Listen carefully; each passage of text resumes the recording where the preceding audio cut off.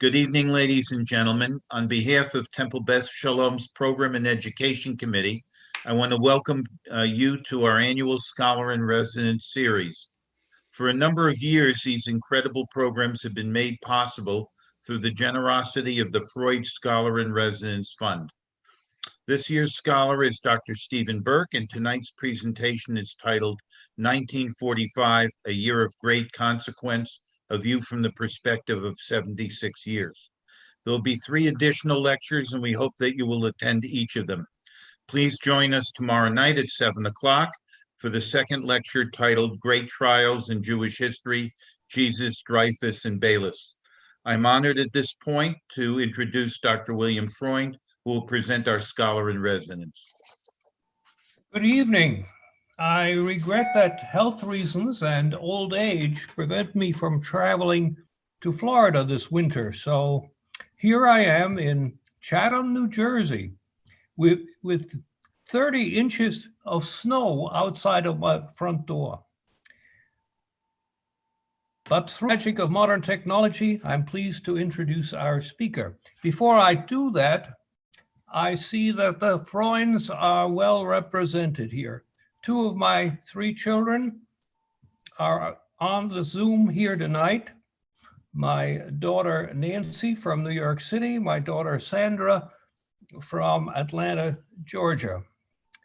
Now, on to our speaker.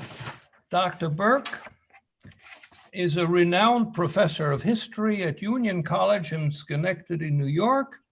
He's the former chair of the Department of History and director of the program in Russian and Eastern European Studies.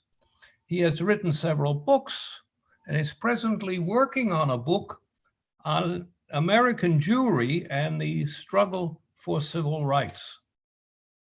Dr. Berk has been a consultant to the Wiesenthal Holocaust Center in LA. He has written articles on Russian and Jewish history, anti-Semitism, and the Middle East.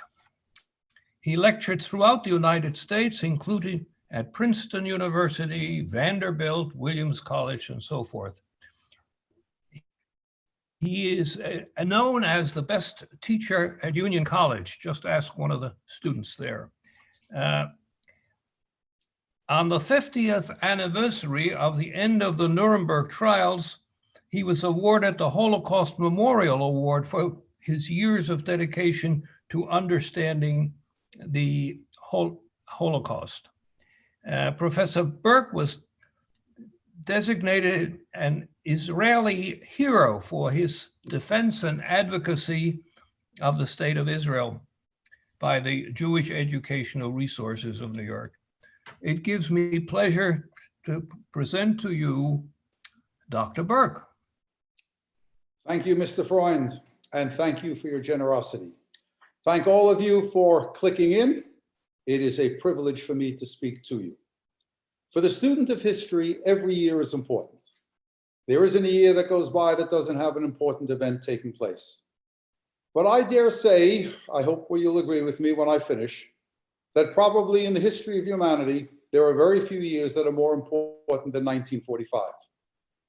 The events that I'm going to talk to you about will tell us a lot about history, and some of those events will have consequences that resonate right down to the present time. So, my friends, let's begin at the beginning. January 16th, 1945. The last roll of the dice by Adolf Hitler. It is on January 16th of 1945 that Hitler called off that battle that came to be known in American history as the Battle of the Bulge. 19,000 dead Americans, 23,000 captured Americans, 42,000 wounded Americans. Hitler had made a terrible mistake. What he thought he could drive a wedge between British and American forces, take the Belgian port of Antwerp, and throw the Allies back and save Germany from an invasion. He was wrong. But the whole battle tells us something else. It tells us about the failures of intelligence. We had broken the German code. That was enigma. We had broken the code. We knew the attack was coming. And yet Eisenhower, leading American and leading British generals, disregarded the intelligence. This was a time of victory euphoria. The Nazis are on the run. The war will be over by Christmas. The boys will come home. But it wasn't going to be like that. So, as a consequence of American grit, bravery, the skies clear, the American Air Force knocks the German cavalry out. And most important of all, in terms of American grit and bravery, I'm telling you something that some of you may remember.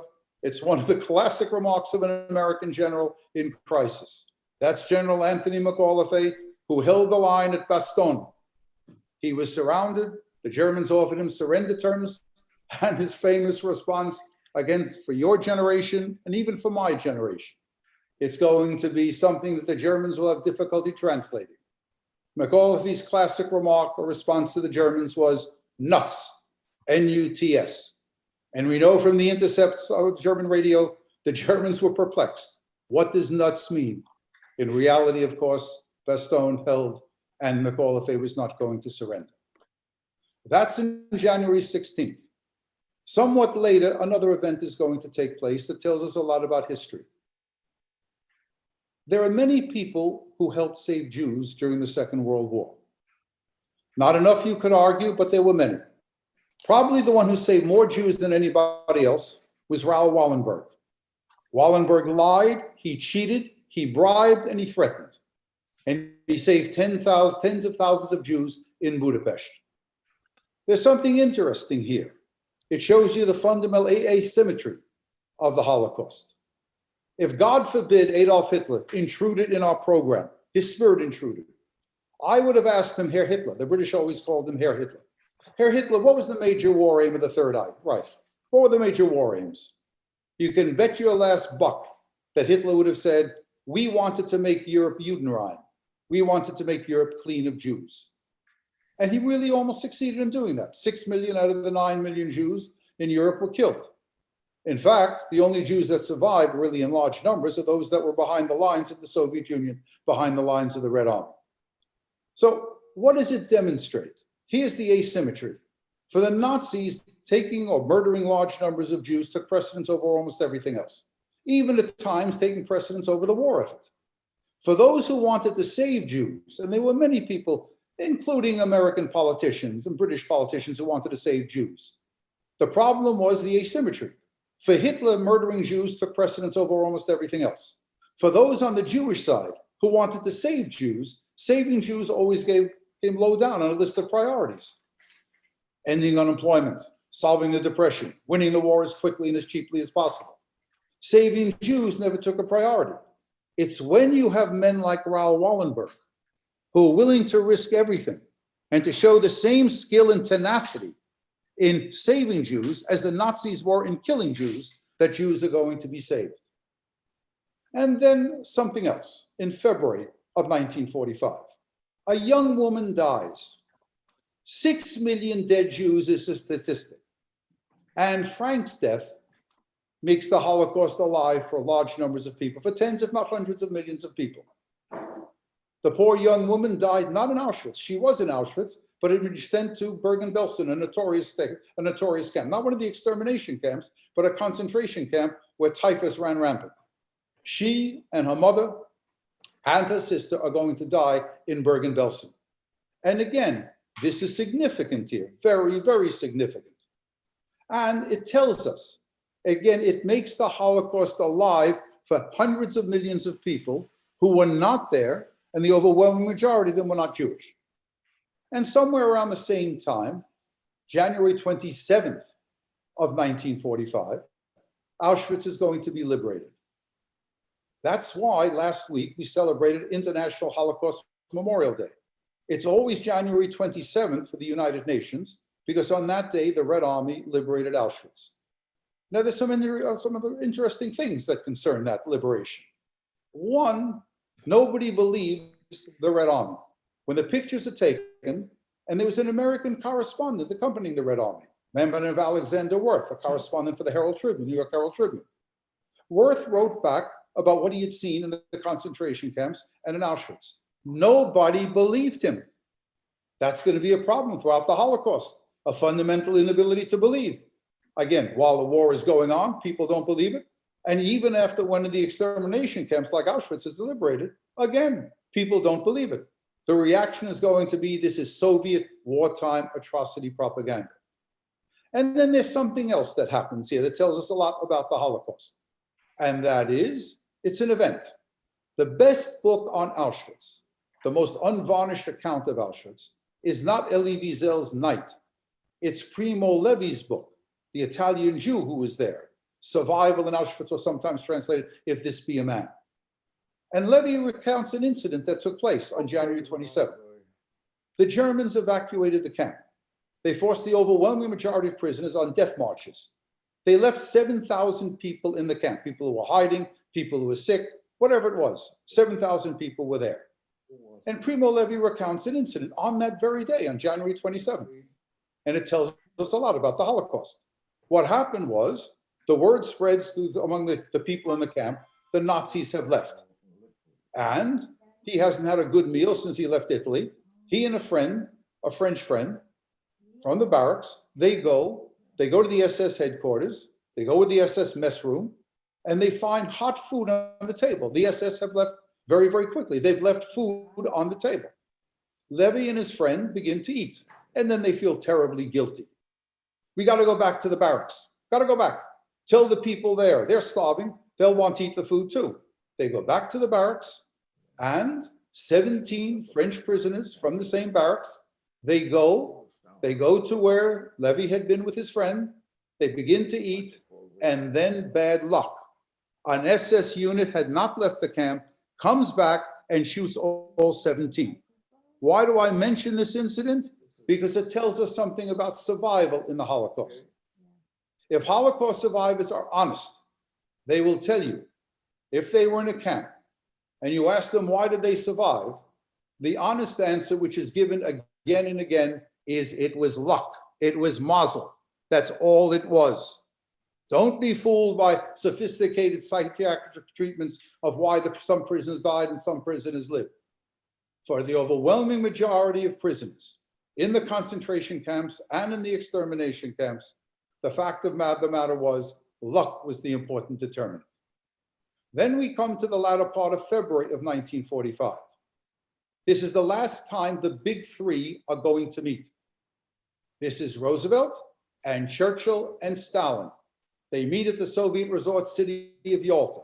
This is the famous, or depending upon your point of view, the infamous Yalta Conference. At Yalta, Roosevelt and Churchill confronted a fait accompli. Churchill had persuaded Roosevelt in the latter part of 41 and the early part of 1942 not to invade Europe, not then. We must attack the Nazis on the periphery. That is, North Africa, Sicily, Italy. We've got to knock the Luftwaffe, the German Air Force, out of the sky and destroy the German industrial infrastructure. That was a correct policy. That was the correct strategy. That's the so-called Mediterranean strategy. That was correct. It saved countless numbers of American and British and Canadian lives. But, as Elie Wiesel used to say, there's always a but. While we are fighting the Nazis on the periphery, the Red Army is pushing the Nazis back from the Ukraine, back from Belarus, back from the Baltic states. And in the middle of 1944, the Red Army crosses the eastern boundary of Poland. What I'm driving at is, while we are fighting the Nazis on the periphery, the Red Army, Stalin's Red Army, is conquering Eastern Europe. The Russians are in Eastern Europe. And we are very upset about this. But there's nothing that we can do. The best that we can do was accomplished at Yalta. We forced Stalin to sign on the dotted line that he would allow free elections in Poland, Czechoslovakia, Hungary, Romania. He would allow free elections, and he would allow non-communist political parties to participate in the elections and to participate in coalition governments. That's the best we could do. Stalin eventually violated all of those promises. Within a short period of time, it's the People's Republic of Czechoslovakia, the People's Republic of Hungary, the People's Republic of Poland. And those non-communists that Stalin said could participate in elections, they would be thrown into the gulag if they were lucky, executed if they weren't. In short, if you want to see the origins of the Cold War, it is in Yalta and the betrayal of Yalta. April 12th, 1945, a day that some of you may remember. I was a child and even I remember that. That's the day that the great leader Franklin Delano Roosevelt dies. Now, Roosevelt is probably one of the three greatest American presidents: Lincoln, Washington, and Roosevelt. No doubt about that. You can debate where he should be among the three, but there's no doubt about it. If you are collecting Social Security, you can thank Franklin Delano Roosevelt. If you are put your money in a bank and the money is guaranteed by the Federal Deposit Insurance Corporation, you can thank Franklin Delano Roosevelt. If you are unfortunate to have been raised by a single parent, Social Security would have helped you as well. The great leadership during the Depression, those fireside chats. And for those of you that have the long memory or have studied this in a history class, do you know how important it was for an American president in 1933, when the unemployment rate was close to 25%, when banks were closing by the hundreds, for an American president to stand up at his inaugural speech and say, my fellow Americans, the only thing we have to fear is fear itself. That's powerful stuff. And despite the fact that the war went badly in the beginning, we went from defeat to defeat in the beginning. Again, Roosevelt in those fireside chats, Roosevelt with that calmness and optimism.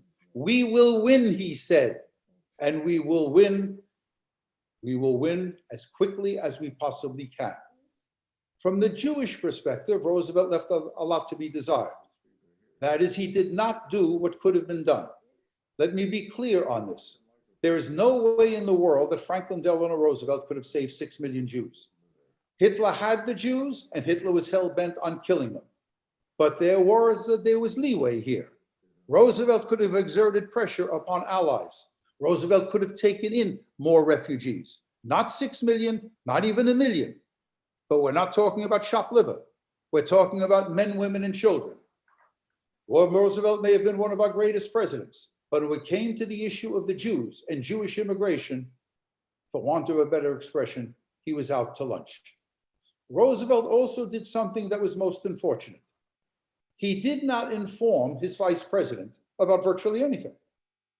In the 81 days between Inauguration Day and Roosevelt's death, Roosevelt met with Harry Truman only twice. He did not inform Harry Truman about the Manhattan Project, about our attempt to build a nuclear weapon. That's going to force Truman into a very, very difficult situation we'll talk about in a few moments. April 30th, Adolf Hitler dies, commits suicide. Now, I am one of those people who believe that personality is important in history. In a Holocaust class that I teach, or in a Second World War course that I teach, I spend a lot of time talking about Hitler came to power, Hitler's conduct during the war. Since we want to finish before Shavuos, I'll give you in a short form what I mean by that. No Hitler, no Nazi accession to power. No Hitler, no Second World War. No Hitler, no Holocaust. Accident and chance are important in history. This man, here's one of the ironies of history. This man who never got past the 10th grade, who spoke no language outside of German. This man who had never spent time out of Germany or Austria, except for the time that he was in the trenches in France, fighting for the German army. This man understood better than any democratic politician in Germany what his people wanted. And he tailored a program to allow them to fulfill their aspirations. Spit in the face of Versailles, save Germany from communism, put the unemployed back to work. That's what he stood for. And that's what large numbers of Germans, and that's why large numbers of Germans rallied to him. Hitler's dead on April 30th. The war is over May 7th or May 8th of 1945. And then Harry Truman has to make probably the most difficult decision that has ever been made by an American president. And this, of course, takes place in 1945. In early July of 1945 in New Mexico, we had detonated the first atomic bomb. The question is, should we use it against Japan? The American Navy is telling Truman, there's no need to use a nuclear weapon. No need at all. We can blockade Japan, and within a year or two, the Japanese will surrender because they will starve. Curtis LeMay, who is head of the Air Force in the Far East, is telling Truman, you don't have to use a nuclear weapon. I'll bomb the hell out of Japan. In March of 1945, LeMay's B-29s had firebombed Tokyo. 120,000 people had died in the firebombing. We don't have to use a nuclear weapon.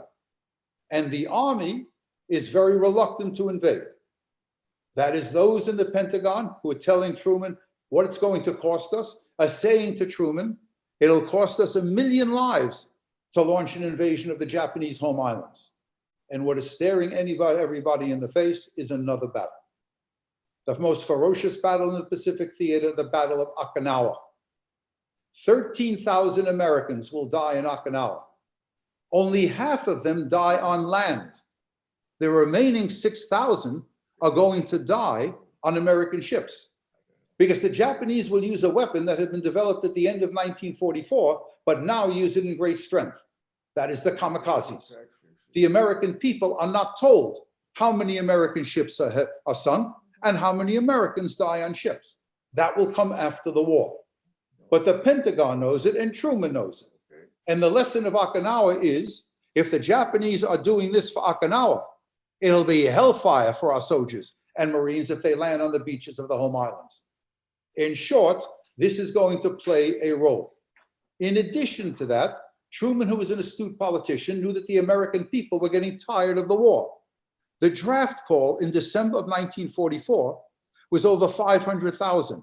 The well was running dry. The American people wanted an end to the war. And what also stared Truman in the face was that tens of thousands of Korean, Chinese, American, British, Dutch, men, women, and children were held in Japanese prison camps, where some of the women were raped and some of the men were killed and many people were tortured. The longer the war goes on, the more suffering will be among those of our people who are prisoners. In addition to that, the Japanese reluctantly didn't do anything. They didn't answer the calls from the Potsdam Conference in the summer of 1945. We had asked for unconditional surrender. The Japanese don't reply. Why are they not replying? They still think they're going to win. They've made great sacrifices. They don't want to let the sacrifices be in vain. The result is going to be Truman as he perceives it. And I'll tell you what I tell the students all the time and what I tell other people when I lecture. What is important in history is not reality. What is important in history is the perception of reality. It's not important what people know. It's what people think they know. It's not important what happened. It was important is what people think happened. And from Truman's perspective, the Japanese are just holding fast. And the only way to dislodge them from their reluctance, from their recalcitrance, is to launch the nuclear weapon. Today, looking back, you can make a case. When I discuss in a World War II class with my students or with other people in other lectures, whether it was right to drop the nuclear weapon or not, from the vantage point of 2021, you can make a case for not doing it. After all, it ushered in the nuclear age, which in fact it did, and tens of thousands of Japanese citizens, men, women, and children were killed. But you always must put your place, you got to go back in time and place. Ask an American veteran. Some of you are out there, American veterans who served in the Pacific Theater. There'll be no argument today from them because it was very, very clear. If we didn't drop the nuclear weapon, we would invade the Japanese home islands and we would have paid a heavy price. It looks different depending upon time and place. Historians will judge Truman in one way or another. For my money, it was the correct decision.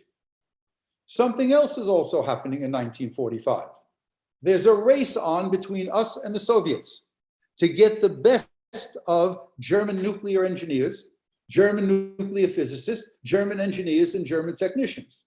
If you were my students at Union College, I would ask you the question, who's the most famous of the ones that we grab?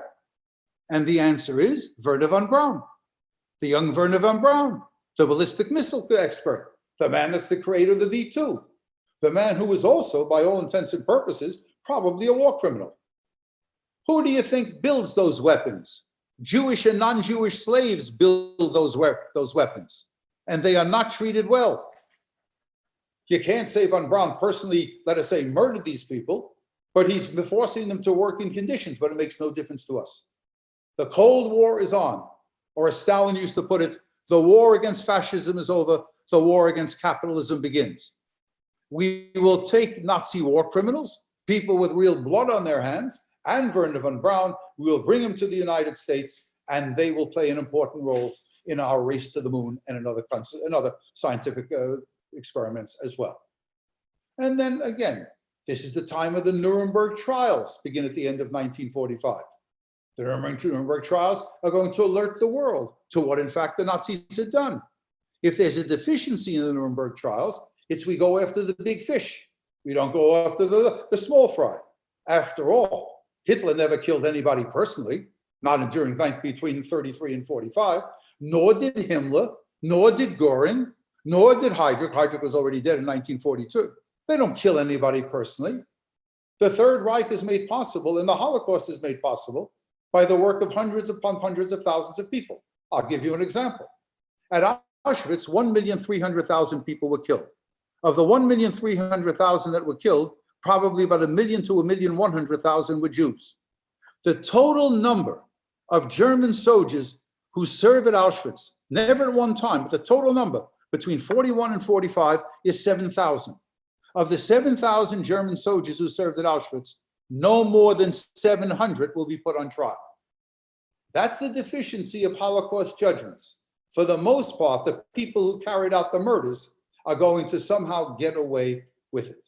And then, moving to lighten this up a little bit, but also in some ways very, very important, an event takes place in the area that I come from, the golden land of Brooklyn. And in Brooklyn, if you come from Brooklyn or you're a baseball fan, you all know about Branch Rickey. It is Branch Rickey that broke the color line. In November of 1945, Branch Rickey signed a young black player, Jackie Robinson, to play for the Dodger farm team, the Montreal Royals. This is probably, in the post-war period, probably in the entire history of baseball, this is the most consequential decision that has ever been made. It is a nail in the coffin of segregation in our country. This is the great disgrace. To use the old language, the great mishigas of American history is our obsession with race and our discrimination of African Americans. Branch Rickey broke that line. That's almost 20 years, in fact, you could argue. Almost 20 years, certainly a good 15 to 20 years before Martin Luther King Jr. mounts the assault on segregation. Branch Rickey is an important figure, and again, that takes place in 1945. And then finally, let me say to you, there are some other things here at work as well. A book appears, a book that we used to read in the 7th grade in Brooklyn. Some of you may have read it in high school, or you read it in the 7th grade in another place. That's George Orwell's book, Animal Farm. Animal Farm is a satirical account of Stalinism and the Soviet Union. It is important for a number of reasons. One, Orwell had formerly been a communist. He went to Spain to fight against Franco and fought for the communists in Spain. Disillusioned with communist behavior in Spain, this is the man who is going to, in fact, again, begin to tarnish the tremendous reputation that Stalin and the Communist Party had in the aftermath of the Second World War. Again, I bring you to a different time and a different place. After World War II, the prestige of the Soviet Union was absolutely tremendous. There were people who put their fingers up to test the wind and said that the wind was blowing in a Soviet direction. That the wave of the future was not the Star-Spangled Banner or the Marseillaise in France. The wave of the future was incarnate in the Internationale, the international anthem of the Communist Party. The reason for that was what the Soviets had done in 1945 or had done during the Second World War. Now, I am as patriotic as anybody else. I am aware of the war. I know the casualties that were suffered, but let me give you these figures. They are stunning figures. The United States lost 492,000 men and women in both theaters of the war between 1941 and 1945. That's 492,000 men and women on an American population base of 130 million. For those who lost people, and if you've gone to the Normandy beaches, as I say, and I believe every American should go to the Normandy beaches, you see those waves of crosses, waves of Jewish stars. You go to the Italian cemeteries where American soldiers are. The losses were tremendous. The Soviet Union lost 27 million people on a population base of 200 million. I have very rarely met someone my age who knew his father. It's always the same story. My mother told me my father was at the university, my father was at the school, my father was at the factory. They were immediately mobilized and they were thrown into battle with 2 hours of military training, handed in a submachine gun or a rifle, probably not given any shoes, and thrown into battle. The Soviet Union will trade space and time for blood. That's how it will win. And here's another figure. The Germans lost 5 million combat dead in World War II. 5 million combat dead. 4,500,000 men of the German army died on the Eastern Front. Normandy, Sicily, North Africa, and Italy. The fact of the matter is we placed upon the Germans a loss of 500,000 men. The Red Army deserves the major credit for victory in World War II. No insult to any veteran out there, but that's a basic fact of life. And Europeans knew it. That's why the prestige of the Soviet Union was great. In addition to that, whether it was in France, Yugoslavia, or the German-occupied areas of the Soviet Union, the most effective partisan units were the communist units. That's why communism looked awfully good. And that's why, in many countries, the communist parties seemingly could possibly come to power, not via revolution, but via the ballot box. Animal Farm, this is the same George Orwell who will write some years later, that famous book 1984, will put a nail in the coffin of communism. That's important. That's why Animal Farm is so significant. One last political development that pertains to Jewish history. Now listen to me, please, very, very carefully. Very, very carefully. When the war is over, there is a great debate within Zionist Palestine, within the Yishuv. How do we get the British out of here? Ben Gurion is saying, we will get them out by diplomatic means.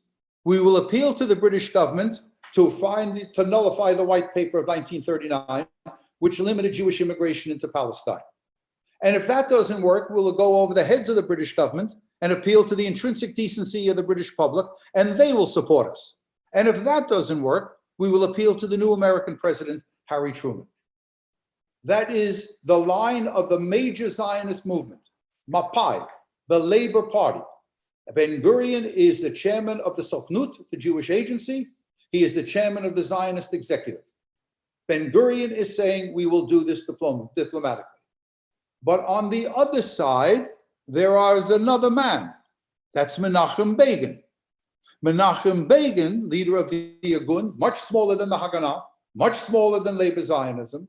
Menachem Begin says the British will never leave unless we make them pay a blood price. And so the Irgun does a number of things, including bombing the King David Hotel in the summer of 1946.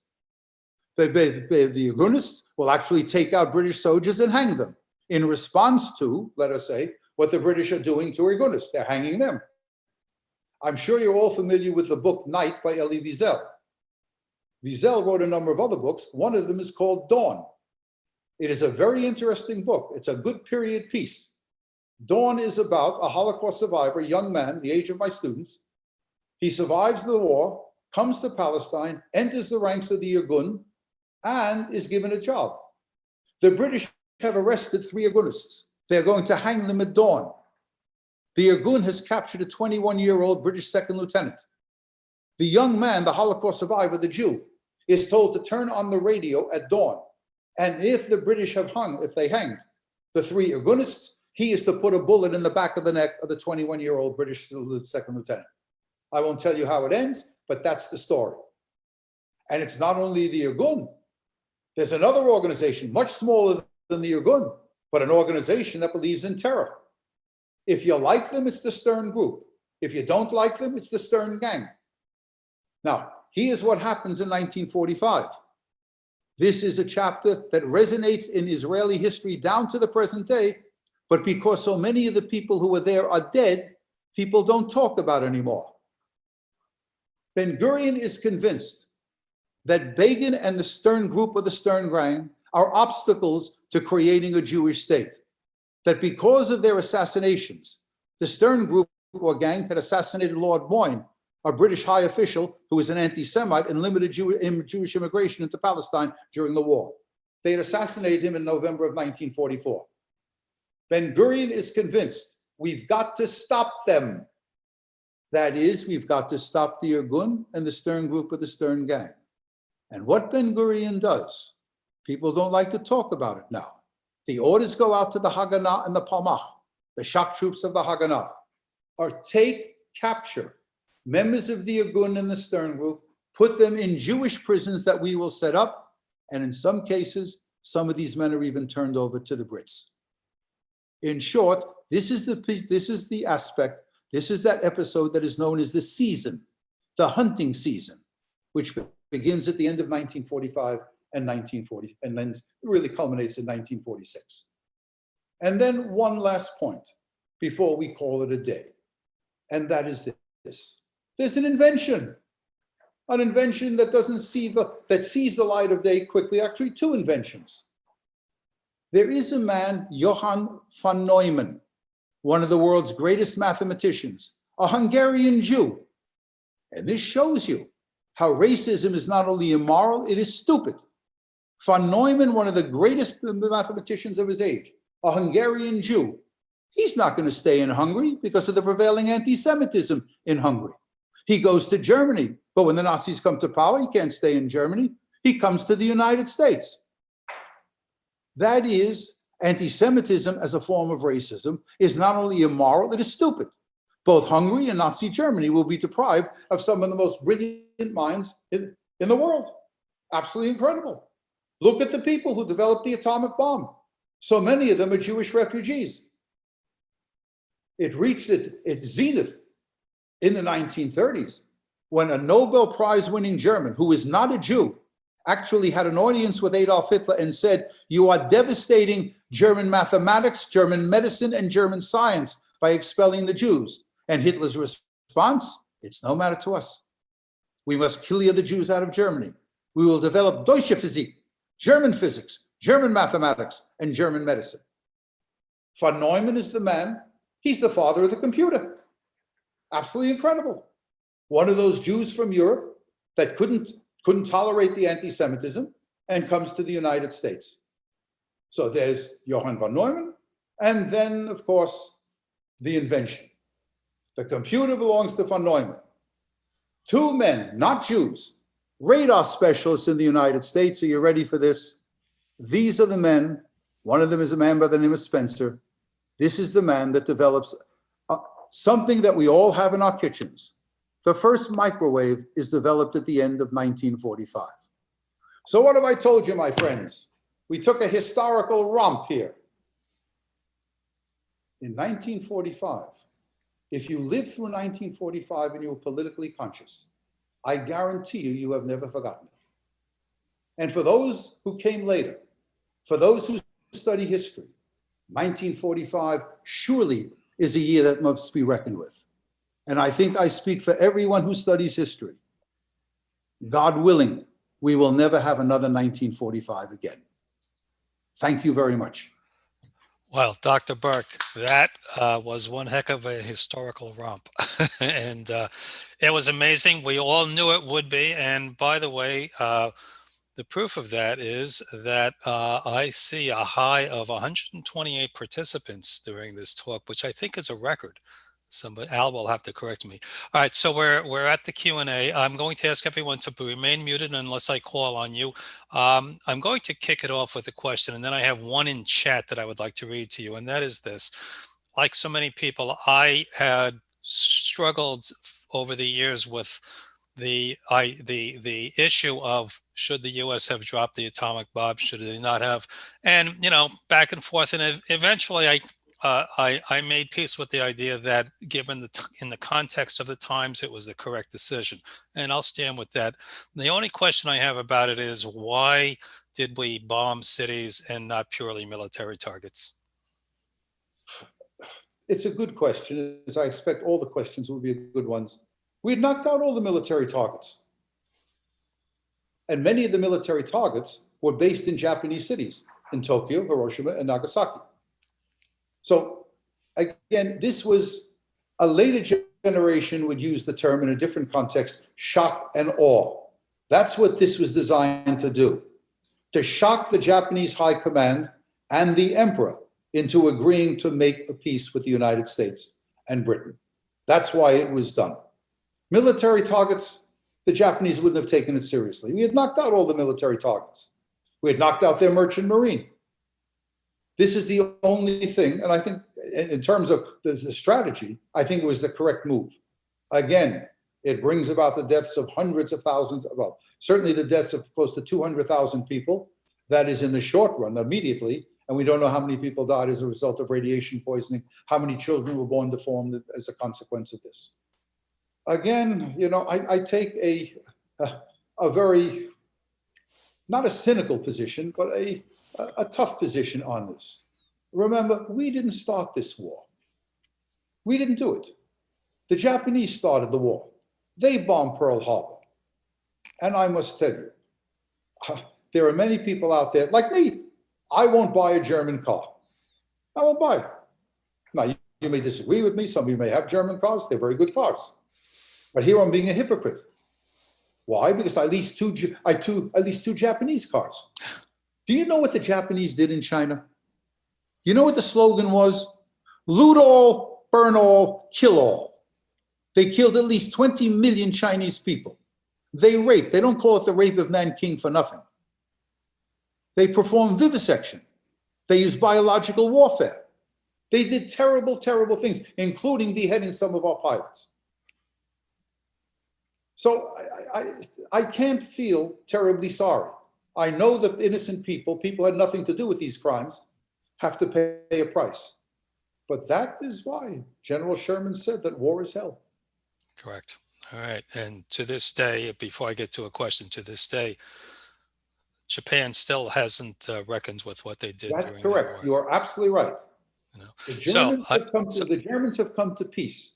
The Germans have settled accounts, yes. Not only via reparations, but if you've been to Berlin, you'll see Holocaust memorials all over the place. There's no German denial of the Holocaust. You get these right-wing jackasses in Germany, the neo-Nazis. They will say terrible things. But the German governments ever since 1945, and the overwhelming majority of the German people, accept what is done and accept the responsibility of their country for it. That's not the case with Japan. Correct. So I have a question from the chat. Based on the Nazi losses on the Eastern Front, how would the war have proceeded if Hitler had not attacked the USSR? Again, another very good question. That's Hitler's great mistake. And that, again, is a consequence of racism. To a certain extent, it's a consequence of racism. Hitler believed the Slavs were Untermenschen, subhuman types. He believed that in 12 weeks' time, what he called, the term that Hitler uses in Mein Kampf, describing the Soviet Union, is the Judeo-Bolshevik menace. If it's led by Jews, it really wasn't led by Jews, Stalin wasn't a Jew, but some of the leading communists were people of Jewish extraction. If there are so many Jews involved here, if this is a Judeo-Bolshevik menace, how good can it be? How strong can it be? Now, in addition to that, there are some other things. I don't mean to spin it out, but you asked me the question, so I'll fill in the holes here. One of the things was Stalin foolishly had made war against Finland. This is the Winter War of 1939 and 1940. The population of Russia, of the Soviet Union at that time, was a little bit less than 200 million. The population of Finland at that time was 4.5 million. The Finns are going to clean the Russian clock. The Russians will eventually prevail. There are just too many of them, and they bomb Helsinki. The Finns will surrender. But the fact that there are German intelligence agencies accompanying the Finnish army, writing back to Hitler and to the Abwehr, German intelligence, telling the Germans, the Red Army isn't worth diddly. It just isn't very, very good. And in fact, it wasn't very good.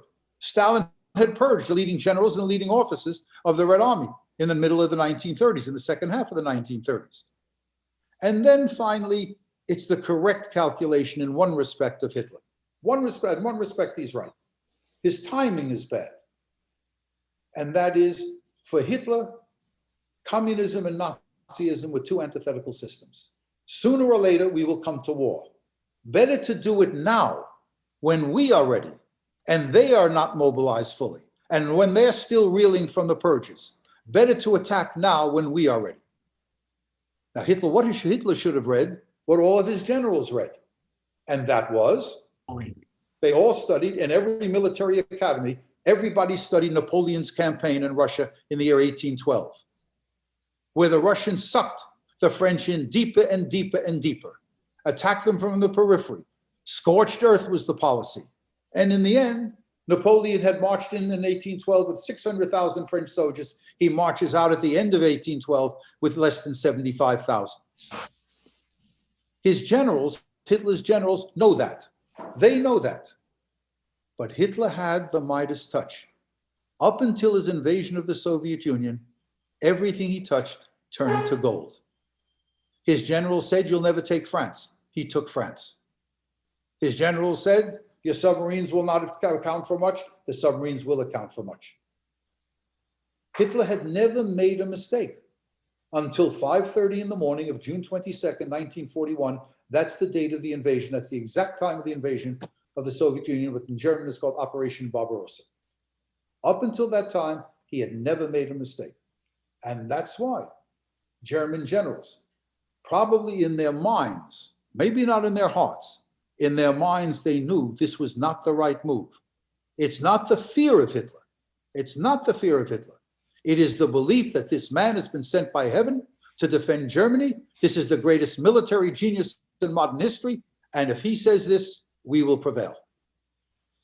All right. So I do have a follow-up question from Bill Freund, actually, to the question about the atomic bombing. So, okay, did we have to bomb 2 Japanese cities? Did we have to bomb 2 Japanese cities? Again, a very, very controversial issue.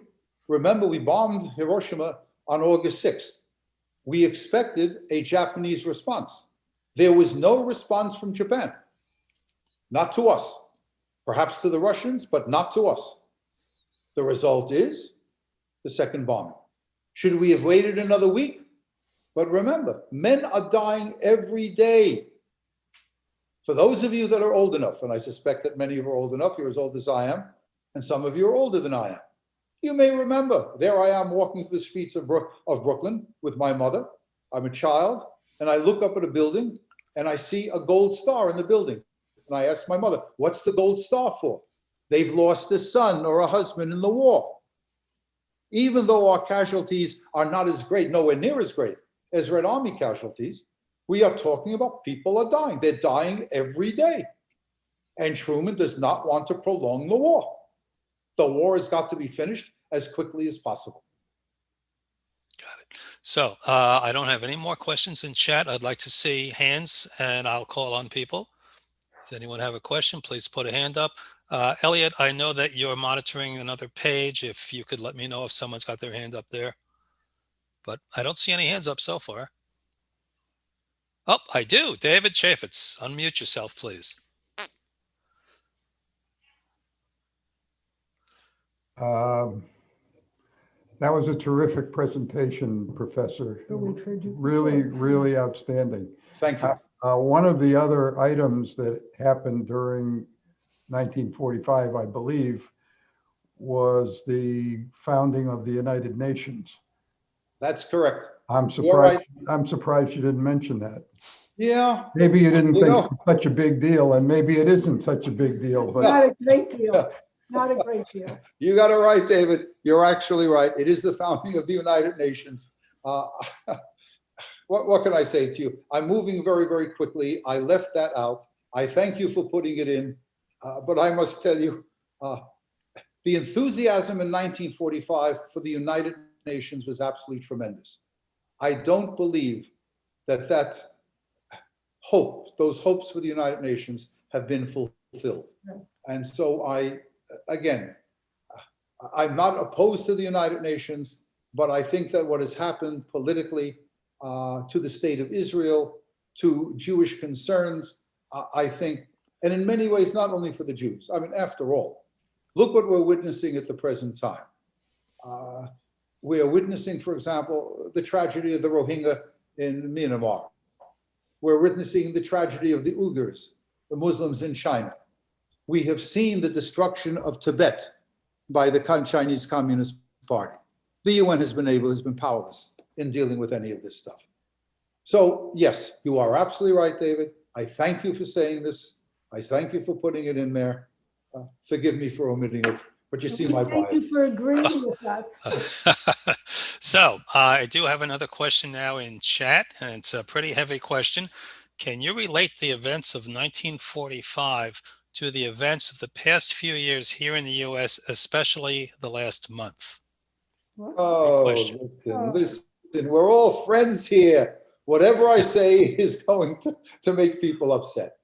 You know, I was telling my students, I'm teaching remotely a class on revolutionary Europe. And the students they're upset now by what is happening, and they have a right to be upset.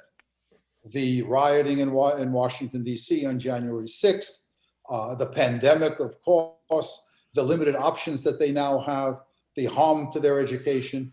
Look, to you, you know better in the sense that you've been through much worse before. This is a difficult time. Does it compare, for those of you that are old enough or you've had parents, does it compare to the Depression when people committed suicide? People didn't have enough to eat, 25% unemployment. Does it compare to those very grim days in the beginning for us, in the beginning of World War II, the death march at Bataan? If you're a Holocaust survivor, does anything now compare to what existed for you in that period of time? I'm not minimizing it. I'm not dodging the question. My students accuse me of a multitude of sins. Waffling is never one of them. I never waffle. No, you can say things. I'll put it to you this way. I told you, whatever I say is going to irritate you. I'm a registered Democrat. I voted for Joe Biden. But I'll tell you, Donald Trump was not Adolf Hitler. And his supporters are not Nazis. His supporters are not fascists. This is not Weimar Germany. The Nazis are not about to take over the country. I don't wake up in the morning and see Nazis under my bed. I don't open the closet and I don't see neo-Nazis or white supremacists. There's a problem here. I'm the first to admit it. There is a problem here. And we've got to deal with the problem. But to compare to what took place in 1945 and to link it to 1945, I don't think is the appropriate thing to do. All right. I do have someone with the identification 246688 has a hand up for a question. So I don't know who you are, but if you would unmute yourself and ask your question, please.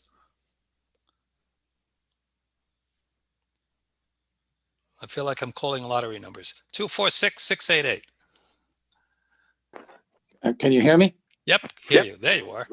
So my question simply is, after the bombing of Nagasaki, the Japanese were not so anxious, still not so anxious to surrender. But I wonder what their concern was with the Red Army coming through and into to attack Japan through the island that may have resulted in them being in Tokyo as soon as or sooner than the Americans would have been. Well, Since you're Russia on in the war. You're on the right track on this one. You are on the right track.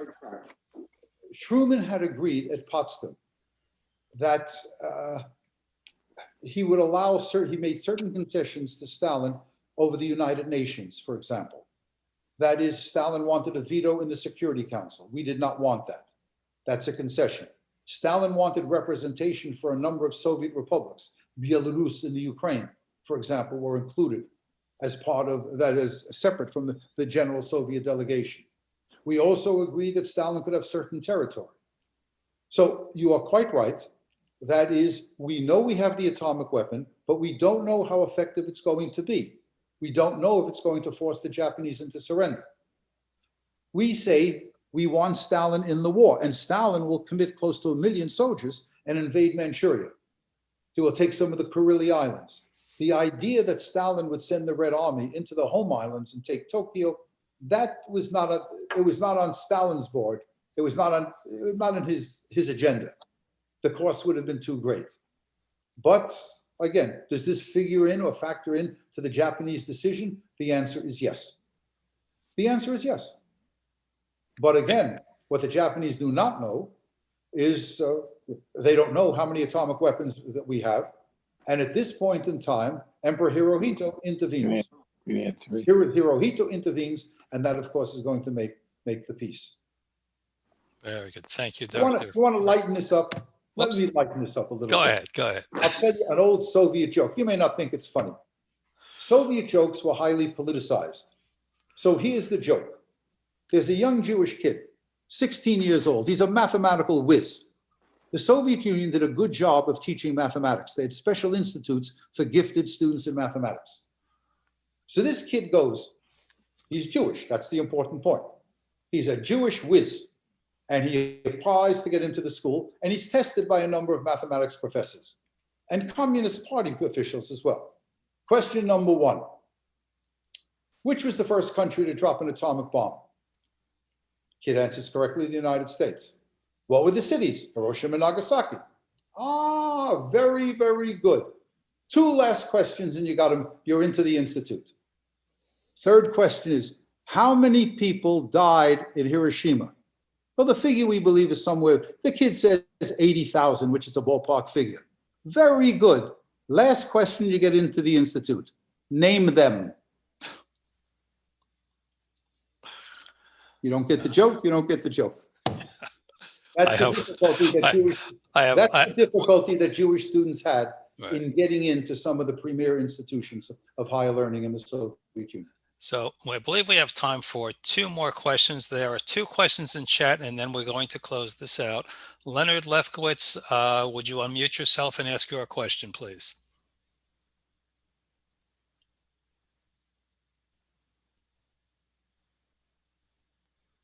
Leonard Lefkowitz? All right, I got it now. There you go. Lenny, oh my goodness, it's been such a long time. It's been a long time. You haven't changed.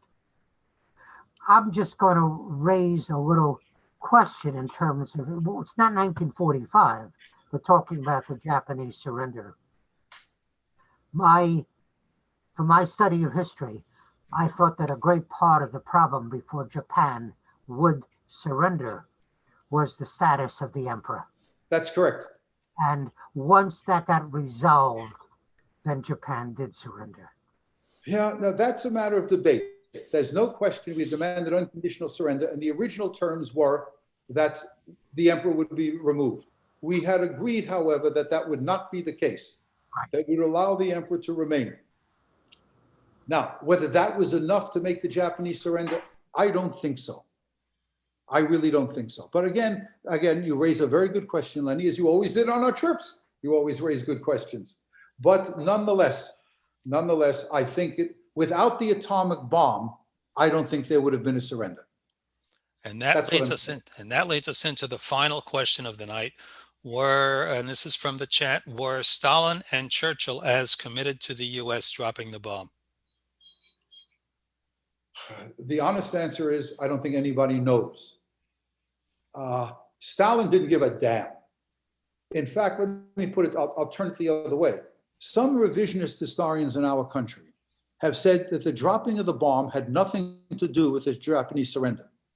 But Truman didn't drop the bomb to get the Japanese to surrender.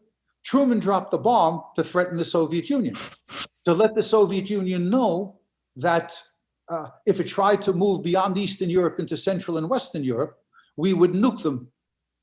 Now, that is a concern. Truman is concerned about what the Soviets are doing, their violation of the promises that were made at Yalta. There's no question about that. But I do believe, and most historians, not the revisionist historians, but most historians believe that the primary reason for the dropping of the atomic bomb is not to threaten the Soviet Union, but in fact to bring about a Japanese surrender. Let me say to you, Molotov, the Soviet foreign minister, will come to see Truman at the end of 1945. When Molotov comes out of meeting with Truman, and he's asked by American reporters, how did the meeting with the new American president go? Molotov replied, I have not been spoken like that since, no one has ever spoken to me like that since I've been a child. Truman laced them up one wall and down the other. And that's because of the violations that the Russians were doing, violating the promises that they had made at Yalta. And remember, in 1945, again, I could have mentioned this in the class, but I got to pick my shots because I told you I want to finish before Shavuos. And that is, there's an incredible election in England. In the summer of 1945, the old lion, Winston Churchill, loses. He loses. The man who had led England in its finest hour, when England stood alone, how could he lose? And the reason is, all over Europe and in Great Britain, there's a feeling on the part of large numbers of people. It's a feeling that begins during the war. And it runs something like this. When this lousy, rotten, stinking war is over, we're not going to go back to the way it was in the 1930s, to massive unemployment. We're not going to do it. Labor stood for change. That's why Labor stood for socialized medicine. Labor stood for expansion of the universities, more public housing. That's what Labor stood for. That's why Clement Attlee won and Churchill lost. And to lighten this up, I quote Winston Churchill again. No one coined a phrase like Churchill. Churchill was asked during the campaign, what do you think of Mr. Attlee? And Churchill's famous response is, Mr. Attlee is a modest man, and he has a lot to be modest about. Nonetheless, it's Churchill that lost. Truman brings Churchill over to the United States. Specifically, he knows what Churchill is going to say. And you know what he says.